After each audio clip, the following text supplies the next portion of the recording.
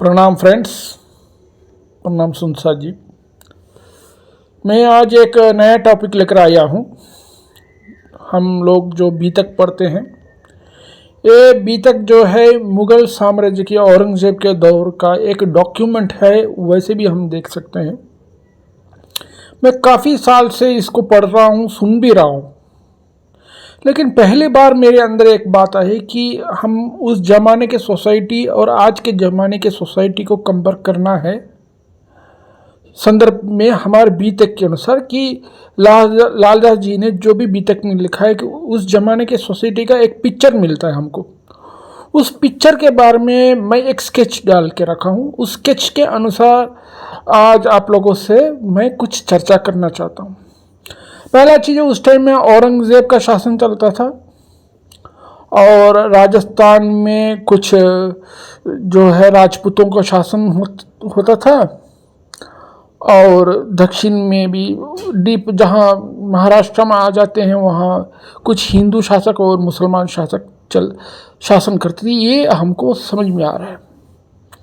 अभी जब मेजर जो पावर था उसमें उस टाइम में हमको ये पता लगता है कि मुगल्स से, तो उसमें मुगल्स के जो है रूलिंग का कैसा था, इकोनॉमिक कैसा था इंडिया का, ये सब हमको एक पिक्चर मिलता है इस बीतक से पढ़ने से। और औरंगज़ेब के कुछ कैरेक्टर्स के बारे में भी समझ में आता है और हिंदू मुस्लिम्स के उस ज़माने के सोसाइटी में क्या रिलेशन था, इस चीज़ के बारे में भी काफ़ी अच्छा समझ में आती है। तो ये एक बहुत बड़ी बात है कि मैं इस पे डिस्कस करना चाहता हूँ। अभी आते हैं औरंगज़ेब के पर्सनल कैरेक्टर में आते हैं, देखते हैं कि बीतक से क्या मिलता है। एक तो बहुत साफ दिखता है कि औरंगज़ेब हिंदू धर्म के कोई भाषाओं को और बाकी चीज़ों को पसंद नहीं करता था, न सुनना चाहता था और बहुत कट्टरता अपने जो शरिया के कानून पे काफ़ी कट्टरता दिखाया करता था। हाँ, वो एक दिखता है कि वो बहुत ही ऑर्थोडॉक्स टाइप ऑफ मुसलमान था और ये था कि जोर जबरन मुसलमान करता था और ख़ास तौर से राजपूतों पे करता था। ये हमारे बीतक से समझ में आती। और क्या ये उसकी शासन जनरल पब्लिक में उसकी शासन को सपोर्ट था, क्या पब्लिक उसको सपोर्ट करते थे, क्या ये भी समझ में आता है कि पब्लिक का सपोर्ट उसको था नहीं। और उसने उसकी हिंदू नीतियों से काफ़ी मेजॉरिटी ऑफ द हिंदूज जो हैं उसको शासन को पसंद नहीं करते थे, क्योंकि इसका आखिर में हमें एक बहुत बड़ा विटनेस मिलता है इसमें से कि छोटे जाति के लोग भी उसको नफरत किया करते थे हिंदू के। क्योंकि जब पुरदेल खान कहीं मुहिम चलाने गया था पकड़ने के लिए सुंदर सातो और प्राणनाथ जी को, तब चमारों ने उसको मार के भगा दिया था।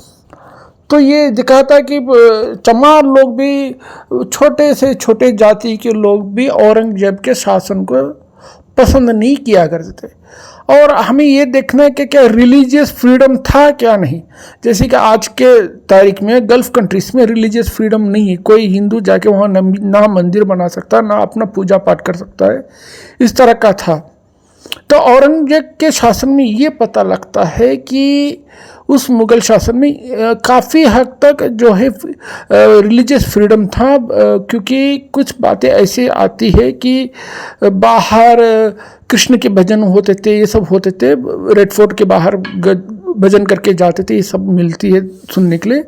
तो इससे पता लगा। और एक और बात है कि औरंगज़ेब के दरबार में भी काफ़ी जो है जो काम काज करने वाले लोग हैं वो हिंदू भी हुआ करते। ये दिखाता है कि जहाँ काम काज की बात है, जहाँ बिजनेस की बात आती है, वहाँ ये इस्लामिक कट्टरपंथ नहीं दिख रही है, जो कि आज के काफ़ी सारे गल्फ़ कंट्रीज में, पाकिस्तान में है कानून ऐसे कि जो हिंदुओं को कुछ ज़्यादा मिलती नहीं। ये चीज़ पता लगता है कि वो चीज़ नहीं था उस टाइम में, जो कि आज के तारीख में देखने के लिए मिल रही है। और वैसे ही हमको दिखता है कि जो स्मॉल जो हिंदू किंगडम्स हुआ करते थे, जो राजपूतों के और बाकी लोगों की, तो उनमें भी इस तरह का चीज़ नहीं है कि वो लोग कोई मुसलमान को या औरों को एम्प्लॉय नहीं करते थे, वो एम्प्लॉय किया करते थे, ये पता लगता है क्योंकि भावसंघ के यहाँ ये हुआ करते थे। और ये समझना है कि क्या कि उस जमाने के जो मुसलमान थे उनको क्या पूरा कुरान का पहचान थी या कुरान का पूरा जानकारी था। तो इसमें एक चीज़ बहुत साफ दिखता है कि नहीं था। ये बहुत इवन औरंगज़ेब के उस कट्टर पीरियड में भी ये अच्छा से समझ में आता है कि उस ज़माने के जो मुसलमानों में इतना नॉलेज नहीं था, एक बहुत अच्छा से समझ में आती है। तो ये तो क्या है कि और क्या जो औरंगजेब का काफ़ी सारे जो इस्लामिक पॉलिसीज किसके वजह से इन्फ्लुएंस था ये भी समझ में आती है कि उसके काफ़ी सारे इस्लामिक जो है कट्टरपंथ का फिलॉसफी वहाँ के क्लर्जी जो हैं या मुसलमान के जो मौलवी मुल्ला हैं उनकी इन्फ्लुएंस में था, और वो काफ़ी हद तक औरंगजेब के सोच को कंट्रोल करते थे। ये बी तक से बहुत साफ दिखता है। और क्या औरंगजेब के बाद क्या वो जैसे तालिबान है या ISIS है इस तरह का शासक था? नहीं, वो भी नहीं मिलता है। वो उस तरह का शासक था जैसे मिलता नहीं, क्योंकि ये दिखता है कि जब हमारे जो 12 सुंदर सज जाते हैं उसमें 2 मुसलमान थे 2 हिंदू थे, उसके सामने खड़े होकर बातें करते हैं। वो उनको एग्जीक्यूट करने के लिए नहीं बोल रहा है, इस्लाम के खिलाफ के बात करने से ये कर रहे हैं, ऐसा कुछ नहीं है। इमाम मेहंदी जो है प्रार्थना जी के इमाम मेहंदी डिक्लेयर करने से वो उनको कत्ल कर देगा, फांसी करवा देगा, इस तरह का कोई चीज़ ही नहीं मिलता है। जबकि उनको पर वो उसको दया आता है और कुछ है वो उठा के 200 रुपये दान कर देता है। ये दिखाता है कि औरंगज़ेब और मुग़ल साम्राज्य के अंदर जो है मुसलमान भी हिंदू मंदिरों और हिंदू साधु संतों को दान पुण्य करते थे, ये समझ में आती है। ये चीज़ बहुत क्लियर कट है। तो ये बहुत डिफरेंट सोसाइटी था। ये बहुत समझ में आ रहा है कि उसमें आज के जैसे कि जो अरब कंट्रीज़ का जो इन्फ्लुएंस था उस तरह का अरब कंट्रीज़ का अरब इस्लाम का कोई भी जो है इन्फ्लुएंस नहीं है।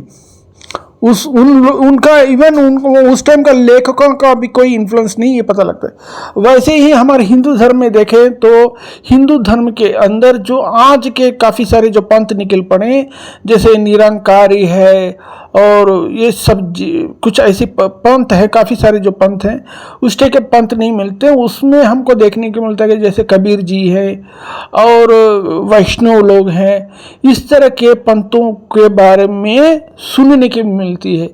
और मठों और मठाधिकारियों और दीक्षा मंत्रों के काफ़ी सारे चीज़ में इसमें मैं एक अलग से जो है एक वीडियो बनाऊंगा। तो ये अभी हम जो है एक जनरल बात करते हैं।